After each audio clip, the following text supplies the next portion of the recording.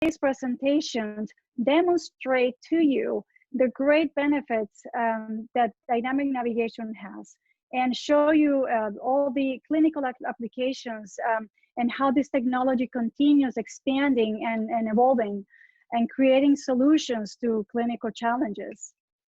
I love this drone footage partaken by my husband, Dr. La Rosa. And I love it not only because it shows you a small glimpse of the beautiful place where we live in the Pacific Northwest, but because in my mind, it represents new beginnings, evolving techniques, and evolving technologies. This drone is the technology that has let us see horizons that before we were not able to see, but only with the very expensive cameras of maybe National Geographic. And yet today, we have this drone technology available to us. And that is why I compare this technology to dynamic surgical navigation. Because before we could only imagine doing navigated surgery in the operating rooms, maybe for craniofacial surgery, for neurosurgery, and for ENT. Yet today, we have this technology in our dental practice. And with it, I can very accurately and I can reproduce the accuracy of these real-time navigation when I place my implants. So what I like for you to learn today is summarize in three essential questions. It's what, how, and why. So what is dynamic surgical navigation? How does it work?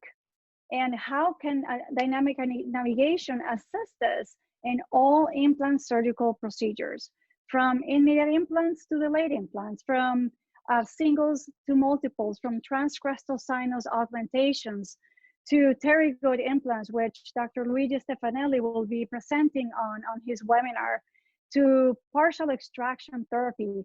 And this is all without the need of a static guide. I want you to learn the workflow through case presentation. And last, I want you to understand why. Why dynamic surgical navigation? What are the benefits? So what is dynamic surgical navigation? It is a computer-guided freehand technology that allows for highly accurate procedures in real time through your instrument's motion tracking. And how does it work?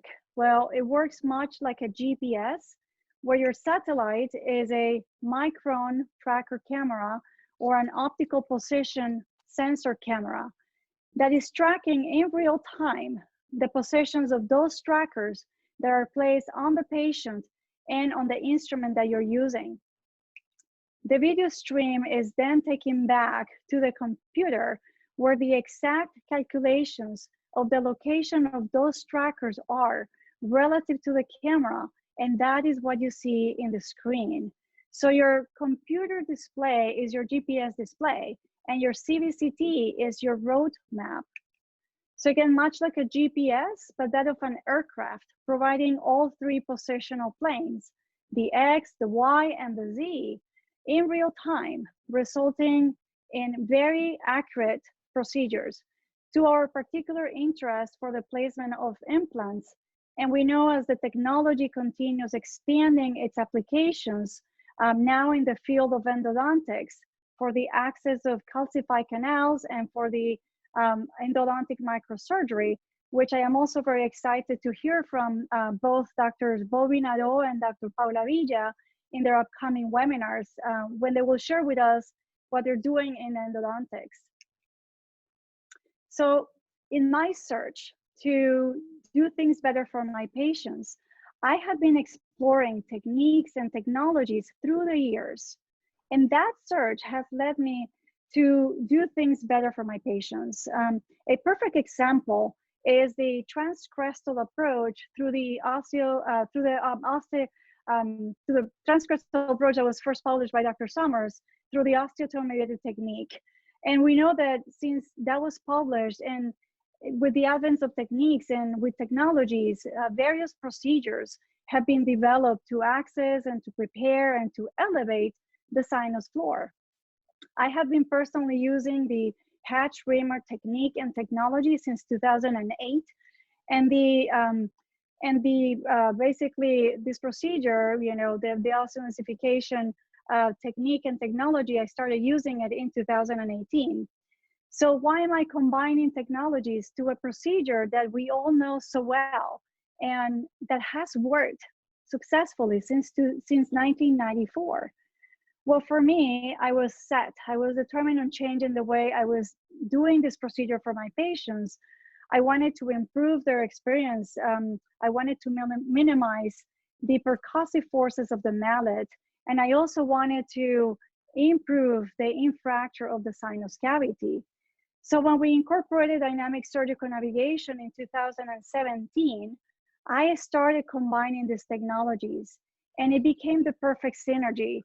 Not only I was able to improve my patient's experience, but I was able to improve the accuracy of my procedures. So to expand on the literature, on the research that Dr. Mandilari is very eloquently expressed to us and showed us last week in his webinar, when we review studies in the accuracy of implants, it is very important to compare publications and make a distinction between fully guided and partially guided to understand the real benefits of dynamic surgical navigation. So let's look at this. When we look at the mean entry point deviation, at the mean apical point deviation, and the mean angle discrepancy, we can see how study guides perform very similar to two of the navigational technologies, but they definitely overperform when we compare them to freehand surgery, which is very much expected. Yet when we compared all the navigational technologies, it is one of them that demonstrates and surpasses the accuracy at all levels. What is important for me here is to show you how from freehand surgery to study guides to dynamic surgical navigation, we are doing so much better for our patients. So let's now review the workflow through case presentation, where I will be able to show you how this technology continues expanding its application and creating solutions to clinical challenges. And through the case presentation, you will be able to see the great benefits of dynamic surgical navigation.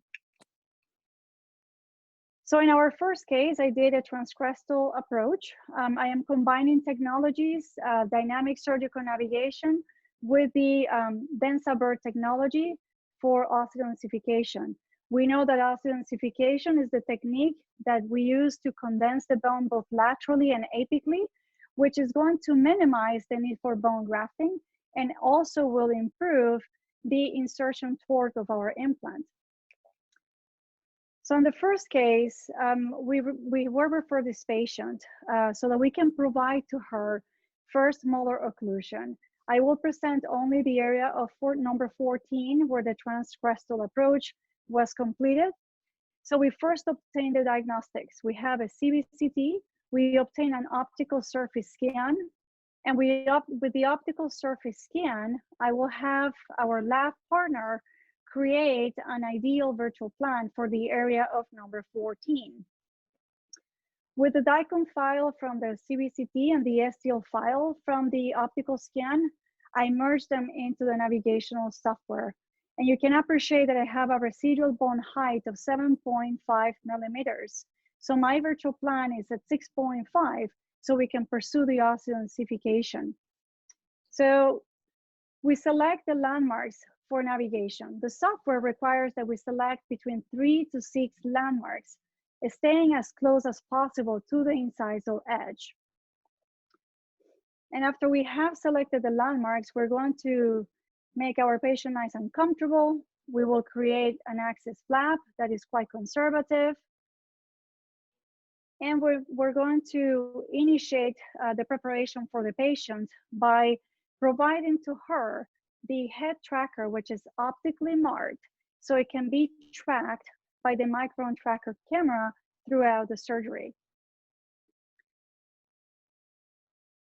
We're going to calibrate, we're going to proceed to the trace registration, which is the initial phase of the navigation. And to do that, we have to calibrate our tracer tool.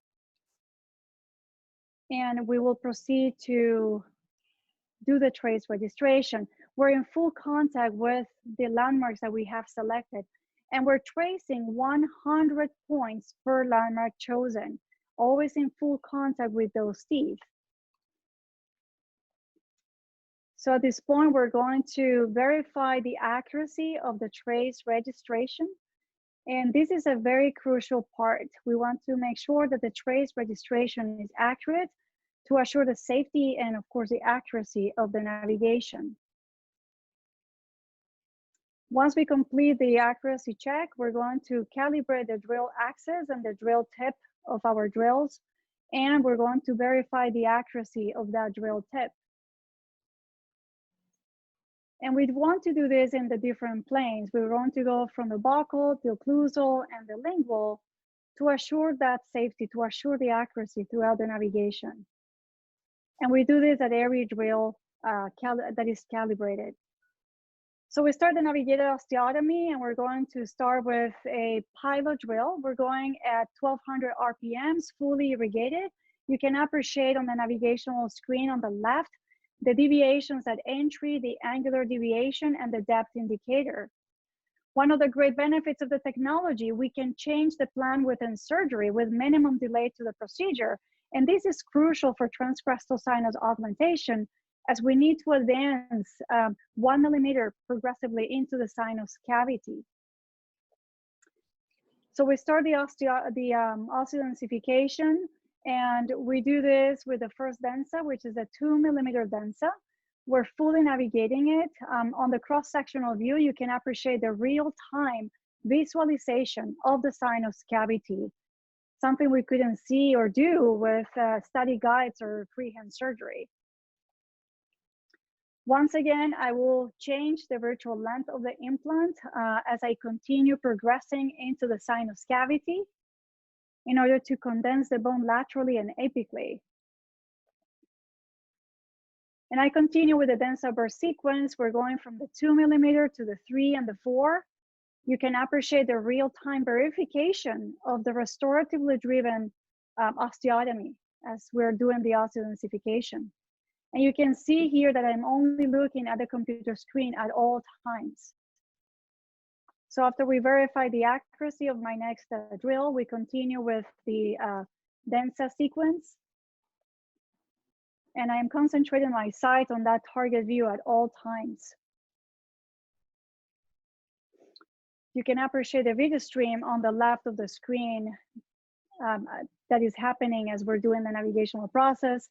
And here I want to show you how parallel we are to the occlusal fossa of that adjacent tooth and to the jaw curve when I'm only looking at the computer screen. This is the condensation of the bone obtained in the sinus cavity. I know that we all know that the literature demonstrates that we do not need to do a sinus graft for transcrestal augmentations. We're all different clinicians. I still like to do a bone graft on my transcrestal approaches. I combine that with biological materials. And I will use the densa burr in a counterclock wise, as is, the technology calls for, at 200 RPMs, no irrigation, yet fully navigated. And I am following at all times, once again, that target view on the left, concentrating my sight on the depth indicator as well, which gives you also auditory cues as you're navigating. So here I'm now shortening that virtual implant, and the reason is I have selected an implant of non-self-tapping characteristics for this case, and also because I have the condensation of the bone obtained both laterally and apically. So I proceed to tap, and to do that, I need to calibrate my tap, and I am going to fully navigate the tap in place after I check the accuracy of that calibration. The only person that truly is looking at the patient is my assistant, who is assuring that there is good fluid control. And again, real-time visualization of the adjacent tooth, of the sinus cavity, and the implant, the guiding pin demonstrating the accuracy of the positioning so far. So now I proceed to the implant placement. We're going to first calibrate this implant before I proceed to fully navigate it in place. And you can appreciate that, you know, of course, I am only looking at the computer as my assistant is looking down at the patient. But you can see the real-time verification now of the implant placement. And we can now see the condensation of the bone obtained in the sinus cavity. In the second case, we'll review that of delayed implant placements. Our patient was referred to our practice as she was in need of same bilateral replacement of her posterior function as she was missing multiple teeth. And with it, she requires some reconstruction in preparation to the implant placement.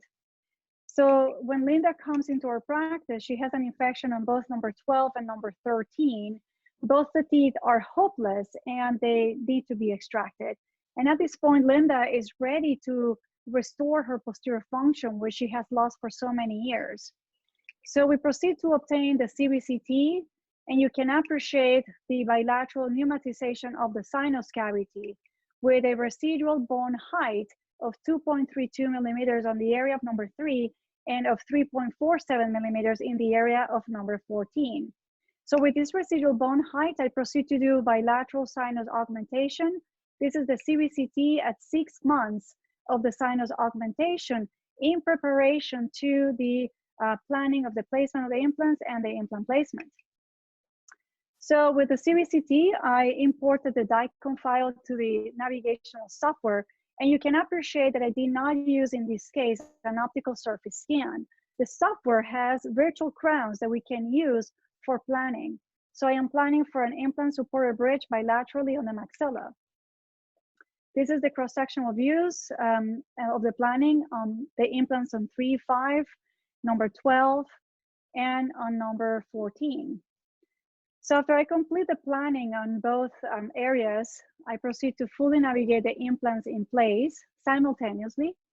And 4 months after the placement, the patient is ready to have the uncovery of these implants and receive the final restorations, which were delivered by her restorative dentist. And we can appreciate here the attachment loss that is significant on the mandible, in addition to the edema and erythema on the papillas. That is because this patient is diagnosed with oral lichen planus, which is being managed, yet this is a topic of a different lecture. So she's fully functional, she's extremely happy with what she's seeing, and I love to point at this panoramic radiograph. And the reason is, just before I started using navigation, so more than 3 years ago, I will have done this case with a study guide. I love the study guides. I use them all the times before navigation. But we know the drawbacks of a study guides. You know, they're bulky, you have to use long drills, long sleeves. Well, that is a challenge in this case because my patient already has restricted vertical access. So if we add to that the restriction with the study guide, it will be a very challenging procedure for me. I don't think I will have been so accurate in the placement of those implants on the area of number 3 and 14. So how does dynamic navigation overcome that? Well, the patient still has the restricted vertical axis, yet if you locate the tip of your implant on the center long axis of that plan, and you start in an angle, as you're acquiring vertical axis, you can correct the angulation in alignment with your restorative plan.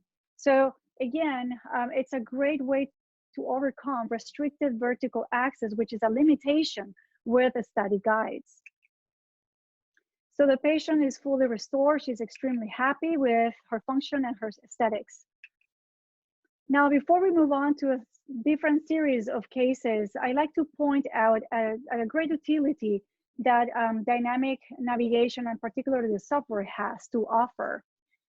So when we have a very irregular sinus cavity, either because there is variable bone thickness or because we have a very narrow pneumatized sinus, we can outline the window of the sinus cavity following the available anatomy. And that is facilitating the access to the sinus floor and also preventing any possible damage to adjunct teeth, in particular when we have very narrow pneumatized sinuses. We can appreciate that on the upper cross-sectional view, I am planning this case as a transcrestal approach because I do have a residual bone height of 5.1 millimeters.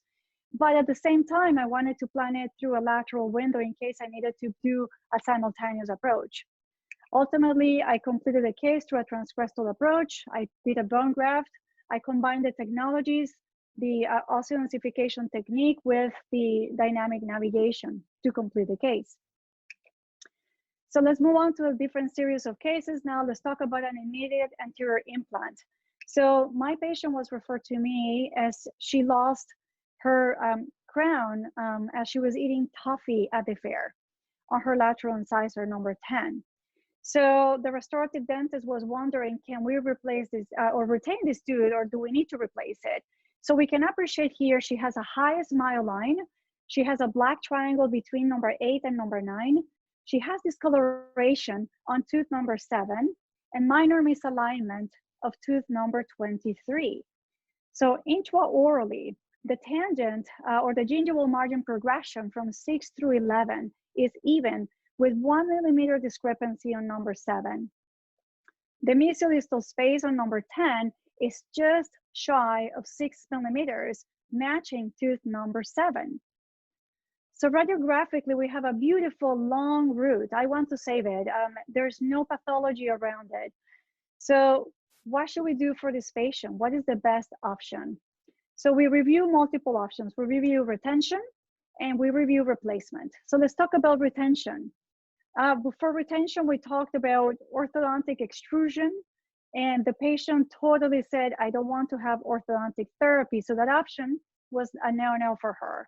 So let's move on to the retention of the root via crown lengthening. If I was to do crown lengthening only to tooth number 10, I will end up with a long elongated tooth in comparison to the opposing number 7. So that option was not an option of choice. She has a high smile line. This is the aesthetic zone. So if we do the 6 through 11 crown lengthening, I will run into a challenge as well, as we have already recession starting on number 6 and on number 11. So doing crown lengthening to all 6 teeth will provide me with more recession across. So that option did not really work as well. So after much conversation with the restorative dentist and the patient, we opted that the best option for her will be to do an immediate implant, an implant supported restoration. So we're going to follow the same steps. The first thing we're going to do is we're going to obtain the CBCT, and we're going to also obtain an optical surface scan. And our lab partner will create an ideal virtual plan for the area of number 7, matching the area of number 10, matching number 7. So we incorporate the DICOM file and the STL file into the navigational software, and we complete the plan. We proceed to the extraction, and we initiate the navigational procedure. So remember, the first step, which is crucial, is the trace registration. And the trace registration is how we're registering the patient's jaw to the CBCT. So we're tracing 100 points per landmark chosen to obtain an accurate registration. We will verify the accuracy after we complete the trace registration. And then we're going to calibrate the drill axis, the drill tip, and we will verify the accuracy of the drill tip. Now we're going to initiate the osteotomies. I start with a side cutting burr on immediate implants to obtain primary stability.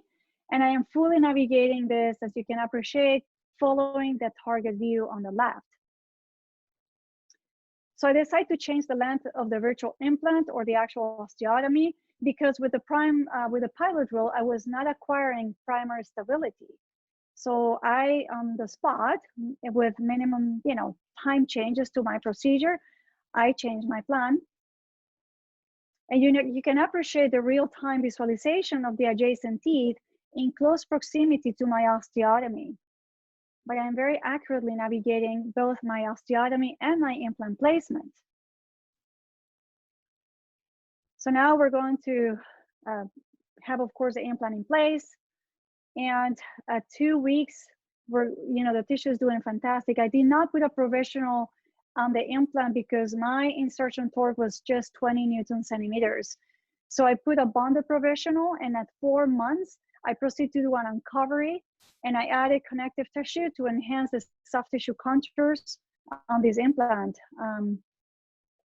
And I do put back the bonded restoration, and we see that at 3 weeks, the soft tissues are doing fantastic. The patient is feeling well. And at this point, we start, or the restorative dentist starts the restorative phase. And one of the things that I expressed at the beginning was that the patient disliked the discoloration of number 7 and the black triangle between number 8 and 9. So the restorative dentist starts working with bonded composite, no edge, just to demonstrate to her what she could do with a veneer on number 7 and by closing the black triangle between 8 and number 9. And she starts working with a screw retain provisional on number 10, which we totally dislike, but the patient seems to be very happy with what she's seeing so far. We can appreciate the screw axis in very nice alignment with the jaw curve. And yet the patient, again, is extremely excited about what she's seeing so far. On the next case, I will be showing you that of an immediate, not an immediate, actually a delayed second molar implant. And so why am I showing you a case like this? This is just a single implant, yet it is on the second molar position where we have restricted vertical axis, which is problematic. But most importantly, because I want to highlight in this case, 2 of the features of this technology. So our patient was referred to us to replace tooth number 18.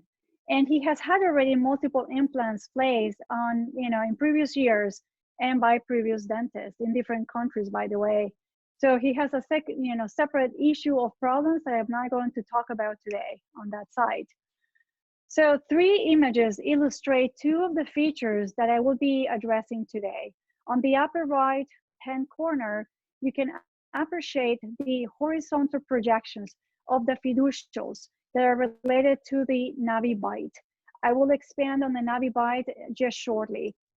On the lower right, we can see the ability to load multiple optical surface scans. So the pink STL is my plan for number 18, and the purple is the occlusion, the opposing arch in occlusion for the patient.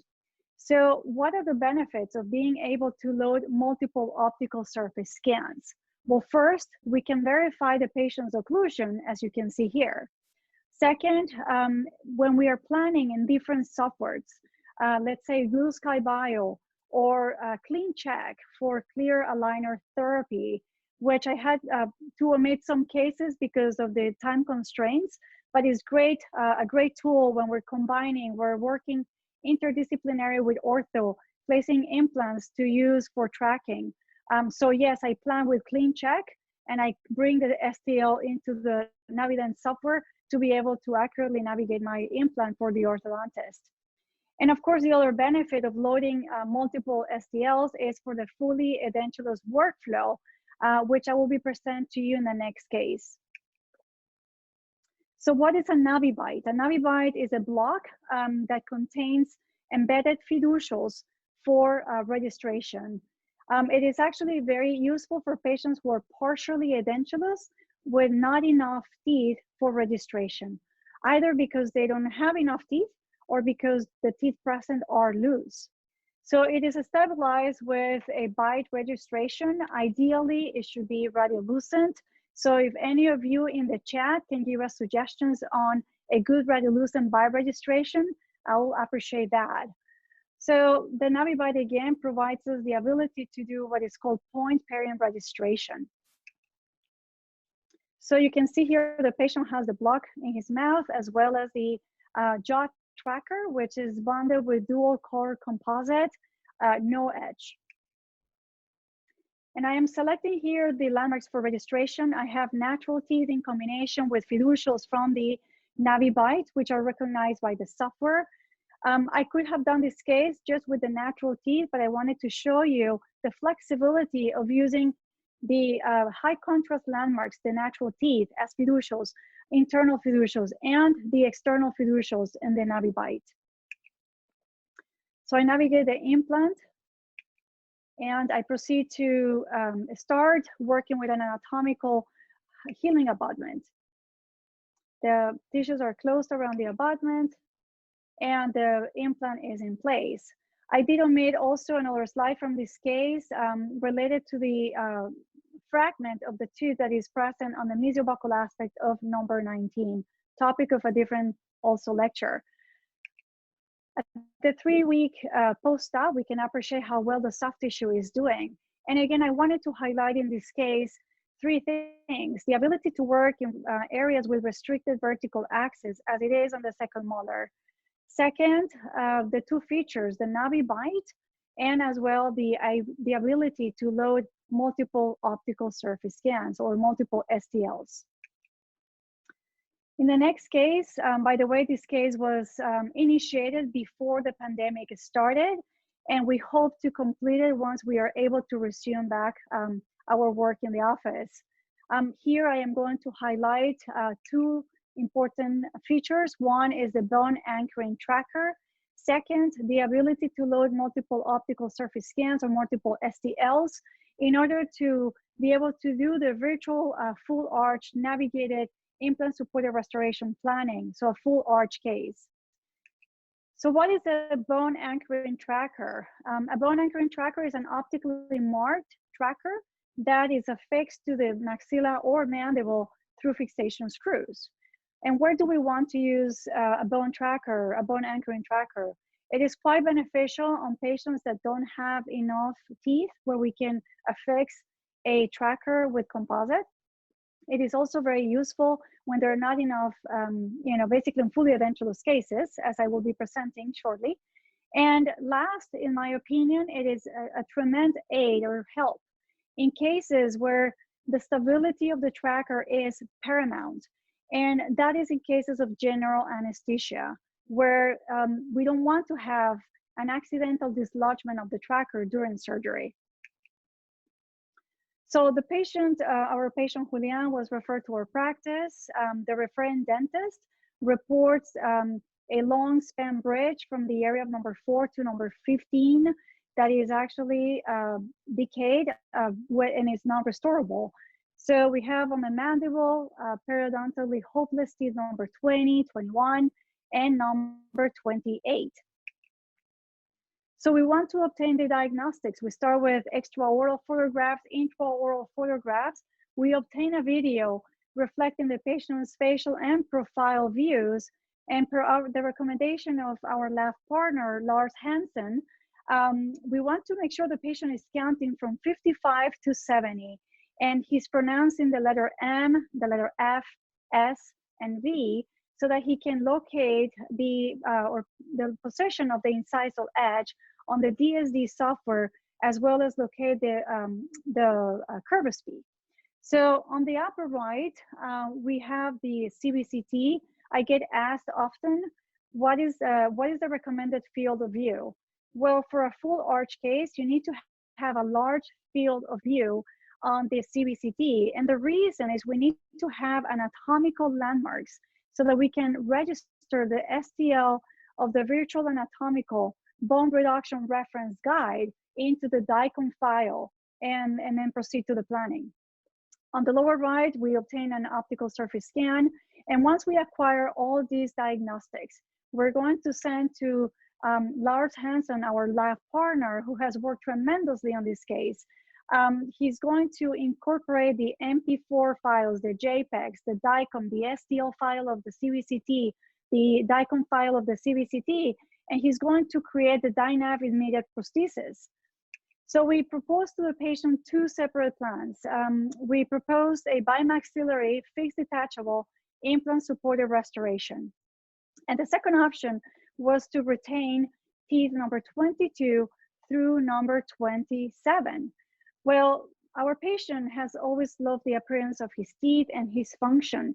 And he knows that with his class 3 malocclusion, which is edge to edge, likely the best option of choice will have been to do a bimaxillary workup.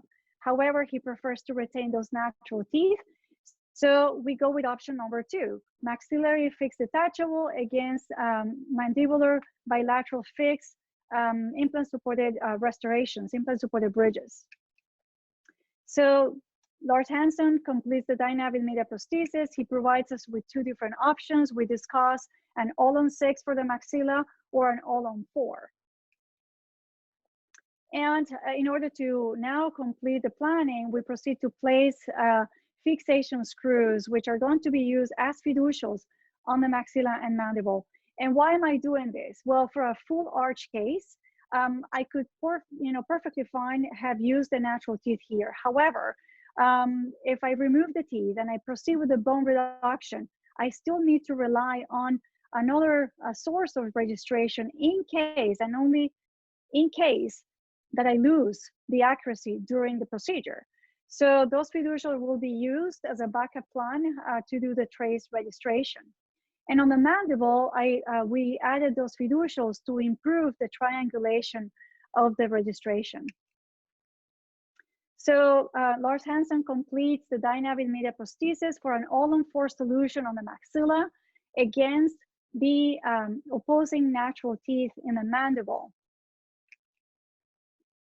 And this is the final plan for the mandible implant-supported bridges bilaterally with immediate implants on 21 and number 28. So we select for the mandible the combination of landmarks. We have natural teeth and we have the two fiducials to optimize the triangulation. So Dr. La Rosa is leading the mandibular phase of this case. He's applying or fixating the bone anchoring tracker after he has released a full thickness flap. You can appreciate how the tracker is out of the way of the clinician, preventing dislodgement of this tracker, especially again in cases of general anesthesia. It is a quite of an important use. So the osteotomies are navigated and the implants are fully navigated in place simultaneously. And he proceeds to have also, or to place a bilateral LPRF bone graft for augmentation. So now let's get to the exciting part, which is the maxilla. So you can appreciate here in blue, this is the STL of the Virtual Anatomical Bone Reduction Reference Guide. And it's a reference guide because it's telling me exactly where do I need to do the bone reduction. I am not going to use, and I don't need an analog bone reduction to do this procedure. So in yellow, you can see the projections of the jaw cuts that will be done with a piezo to complete the bone reduction. And in pink, we have the STL of the prosthesis. So from the profile views, you can see the projections in yellow of the jaw cuts that are basically there to be done for the bone reduction guide. And they're distributed 10 millimeters apart from each other. In the right, you can see the distribution and the location of the implants for an all-on-4 restoration. We have number 4 and 13 tilted and number 7 and 10 in a long axis. And again, on the left, we see the Virtual Anatomical Bone Reduction Reference Guide. So the maxillary plan is completed. Lars Hansen, again, who has diligently worked in this case in collaboration with us, has put prosthetic pins to the STL of the prosthesis to stabilize the prosthesis and assure the proper alignment when we're doing the conversion. In purple, you can see the prosthetic pins, one on the right, one on the center, one on the left. In yellow, you can see the distribution of the implants. And on the axial view, you can appreciate the jaw cuts distributed 10 millimeters apart. So the distribution of the implants for 4, 7, number 10, and number 13. So at this point, the plan is complete and we're so ready to complete this case on the maxilla. So I have selected the landmarks for trace registration on the high contrast landmarks, which is the natural teeth. And I have also selected the fiducials that are placed on the maxilla.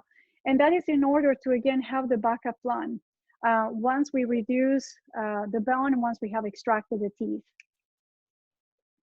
So again, in this case, I wanted to highlight two features. One is a bone anchoring tracker, and two is the ability to load multiple optical surface scans so that we can complete a virtual full arch navigated implant supported restoration. In the next case, it is that of an immediate molar implant. Our patient was referred to us as she developed recurrent caries after she had had 10 years ago endodontic therapy, a buildup, and a crown. So unfortunately, you know, at this point she has recurrent decay. Her restorative dentist proceeds to remove the existing crown. She does caries control, and she deems the tooth hopeless. So she calls me, she sends me an x-ray, which I received, and this is what I got. I get this x-ray. And I am looking at the radiograph thinking, why am I taking this tooth out? So I questioned her, and of course I had not yet seen the patient. And she tells me, you know, yes, we all agree that she has ideal crest of bone, nice separation of the roots, beautiful endodontic therapy, absence of periapical and periradicular pathology. But yet she said, do the evaluation and you tell me.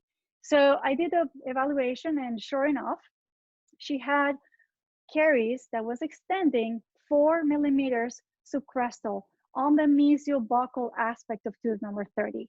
So we don't want to do a crown lengthening at that depth because we will be compromising the bone support to the adjacent teeth. So yes, I agree that this tooth needed to be extracted. So I proceed to obtain a CVCT and plan for a taper effect wide neck implant given the space that I have. So in this case, what I am highlighting is one of the great benefits of dynamic surgical navigation. But this particular feature that I will be highlighting is unique, currently only to Navident, and it is the ability to use all our handpieces. The system is handpiece independent. That means I can use my high speed, my low speed, my piezo. So for this particular case, an immediate implant, I like to drill through the teeth. I like to actually create my occlusal axis with a high-speed handpiece, which I am fully navigating through my plan. And I do this because I don't want to have recoil from my implant drills, which are rather expensive. I don't want to ruin them that way. So after I create the occlusal axis, I now use my pilot drill to create my pilot axis. And you can appreciate it here after I have removed the crown. Also, you can see some of the remnant of the composite that is placed on the area where the caries is extending 4 millimeters subcrestal. So I decided to change the plan. Surprise, right? So I changed the plan only because this is an immediate implant. I cannot afford to tap. I want to use a self-tapping implant. So I went to a bone level taper implant for the case. So the guiding pin is demonstrating the accuracy of the osteotomy so far through that tooth. And from left to right, you can appreciate the implant in place with the bone graft surrounding it. In the center, the PICC abutment holding onto the collagen membrane, and the tissues closed. Dynamic navigation can certainly optimize partial extraction therapy. There will be no estimations, only accurate surgery. And to me, this is powerful. I think that it will be the perfect synergy. So I get asked very often, how do you verify the accuracy of your implant placement in your practice using this technology in your hands? Well, in the case of Navident, there is a feature embedded within its software called EvaluNav. EvaluNav provides us the deviations that during the plan and the placement. And that is by loading the pre-op CVCT and the post-op CVCT and then registering them into each other. EvaluNav provides us the deviations at entry, at the apical level, and also the angular level. So in this particular case, I place an implant on the area of number 4, and you can appreciate the deviations. At entry, we have 0.35 millimeters, at the apex 0.43 millimeters, and the angular deviation 1.81 degrees. You know, how much better we want to be. Can we reproduce, or can I reproduce these deviations in our practice using either freehand surgery or study guides? You know, I don't think so. So what about in this case where I did an immediate implant on number 8 with even better deviations? We have 0.13 millimeters at the entry, 0.04 millimeters at the apex, and 2.19 degrees of angular deviation.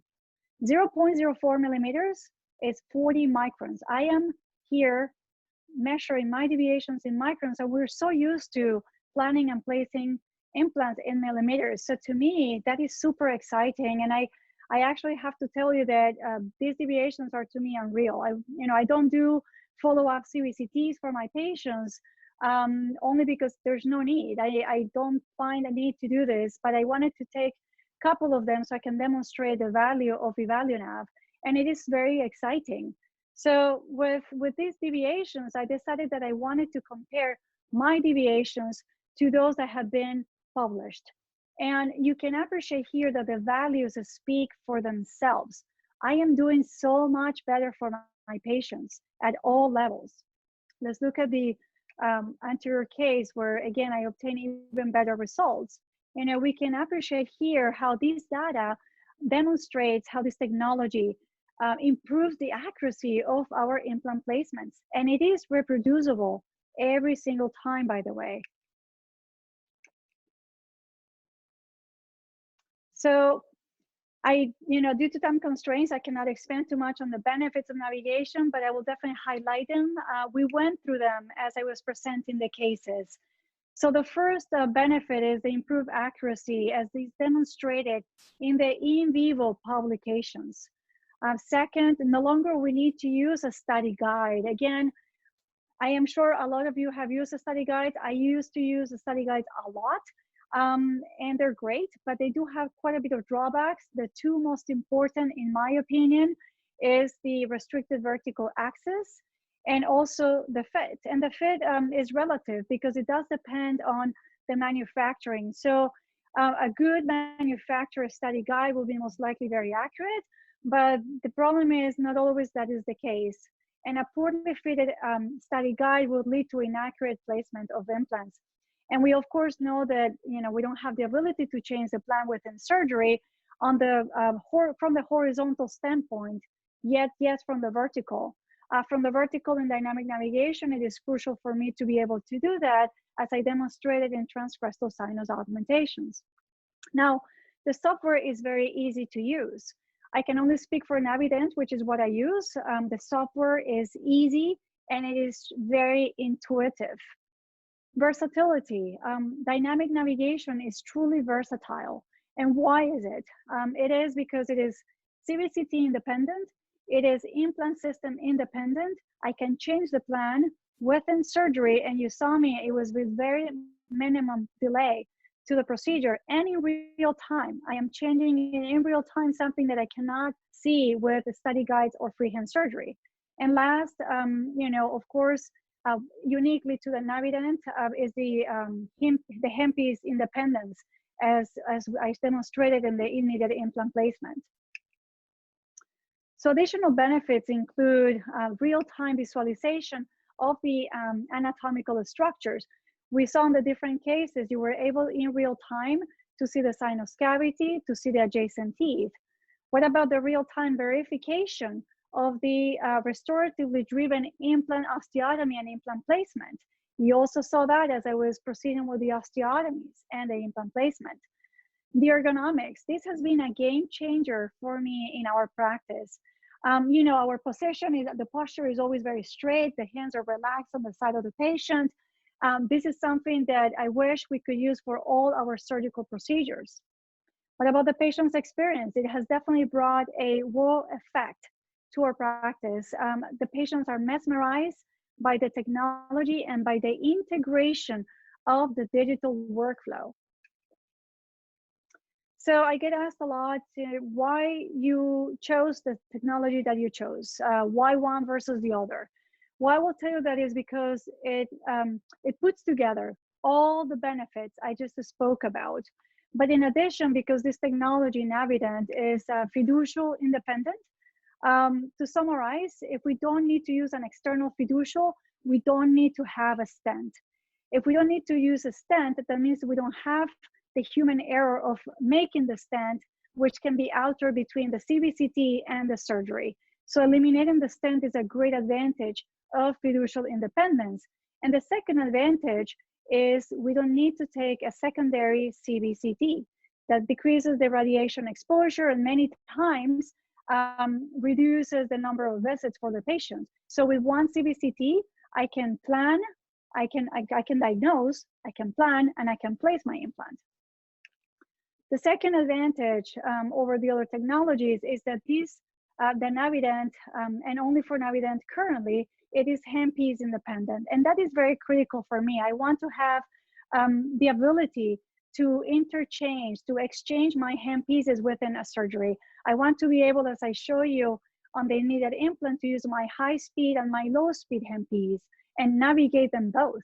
I also need to have that flexibility on the full arch planning and implant placement, because I need to do a bone reduction guide and I want to navigate my jaw cut with my piezo. I cannot do that with other technologies. Now, what about one of the subjective reasons? So the first two are truly objective reasons based on the technology. Let me give you a couple of subjectives. One is the portability. The system is portable, and to me that is critical. I can move myself, this technology, from one room to the next, from one office to the other. We have multiple clinicians and 2 different offices. I need to have that flexibility. So clinician support, another subjective, but very important to me.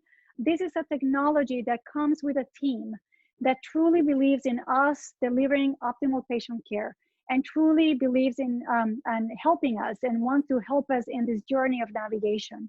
And I really, really have appreciated that. And the last objective reason for its accuracy is demonstrated on the in vivo publications. So again, you know, I don't see with all these benefits why we should be doing dynamic navigation, or why we should not be doing procedures, implant placements, transcrestal sinus augmentations, immediate implants, PET procedures without dynamic navigation. So I love quotes, this one in particular by Khalil Gibran. Progress lies not in enhancing what is, but in advancing toward what will be. And we all have seen progress. We went from freehand surgery to study guides, and now to the next leap forward, dynamic surgical navigation and robotics. This is our team. I am very proud of them. They're my extended family. They're hardworking individuals, very talented. I miss them dearly during this pandemic and hope to resume practice, hopefully in the next 3 weeks, to see them again. You can come, of course, and visit us after the pandemic is over. You're more than welcome to come in. Maybe we have to keep still some 6 feet of distance, but we can all share knowledge, or maybe you can do a virtual tour. And before I conclude, I'd like to tell you that this technology has definitely improved the accuracy of my procedures. And not only that, but has improved the hand-to-eye coordination and my spatial orientation. And let me tell you what, the accuracy is reproducible for sure. And I am happy to answer any questions at this point. Silvia, thank you very much for this beautiful lecture. Thank you, Paula. It seems everything is very clear because I can't see any questions in the chat box. All right, well, if anybody has any questions, please go ahead and add them so we can actually have a little Q&A. I can certainly expand on any of the cases if you're curious about the benefits or the technology per se. Here we have the first question. Are the newer jaw tracker available? Are there what? The newer jaw trackers available? Available. Yes, the bone anchoring trackers. You know, that is a good question. I think they are. We need to probably direct that question to Beth. As you know, I am one of their beta testers. So yes, I have been using them actually since the fall. And I think they should be available now to all. Beth, can you please give us some input on that? They're in production at this time, and we are sending out some, but it'll be very soon when they will be out there for everyone. Perfect. Yeah. Excellent. Thank you. You're welcome. All right. Any additional questions? You made my life easy. All right. Anything that you're curious about, that you want to learn about? Nobody? Okay. That's. Well, let me tell you something that I have to say. What's up? You were very thorough. You covered everything. You answered the questions. Everything is clear.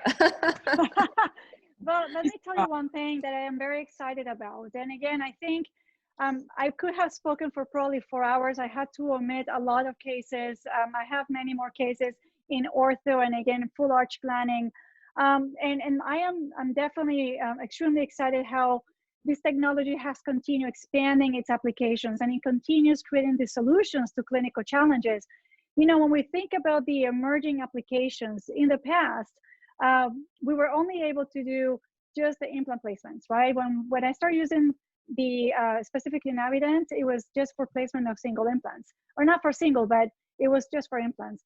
And then the expansion, you know, like a big boom occurred, right? And now we have, you know, the expansion to the endodontic field, and which was once emerging, now is happening. Truly also for the full edentulous workflow that was once emerging, and it's still in the works, but I will tell you, it's actually here. Like I show you in that case, I am super excited because I know that now we're going to completely eliminate any analog portion of the flow, and it will become fully digital. And when I think of digital dentistry, most people ask me, you know, why digital dentistry? Why making your life more complicated? And my answer has always been, it's never been more complicated, because digital dentistry has made us more accurate. So it depends on which, you know, what role you want to play. I think that it is actually more intricate, and it makes us more accurate. Digital dentistry has improved our communication amongst clinicians, with the patient, with our lab technicians, and certainly has minimized any improvisations and reduced complications. So I think, you know, this quest is not finished, and I think it's very exciting because from here we're moving to robotics, and you know, it's something that we all need to continue learning. So I encourage everyone who's yet still at the era of freehand surgery to definitely move on to guided surgery, because with freehand surgery we cannot reproduce accuracy. And like with, you know, of course, study guides, but better now with dynamic navigation. There is another question here, Silvia. What was the name of the lab that you used to plan your cases? It's Dental Design Solutions, Lars Hansen. And I think he's maybe in the chat box. He should be present. Yeah, he's awesome. I will tell you, and to just, you know, summarize one thing, you need to partner with a technician, with a lab that truly understands digital dentistry, that truly understands the workflow, because, you know, once you commit a mistake on an initial step, they actually are cumulative, and they exponentiate. So you have to work with somebody who has done due diligence to have education enough, you know, to learn well the digital workflow, that is very active in conferences, that is actually active in learning these techniques.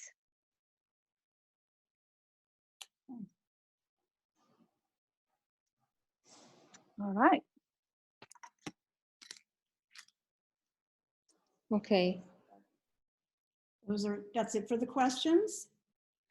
I cannot see the chat box myself, so I will let you just tell me if there's anything else. Oh, okay. Yeah. So if you let Navident know, let us know. You can email me. You have my email. If you let us know who your lab is, we can provide them with a planning version of our software, so you can work a little bit more smoothly together through the process. So happy to do that for you.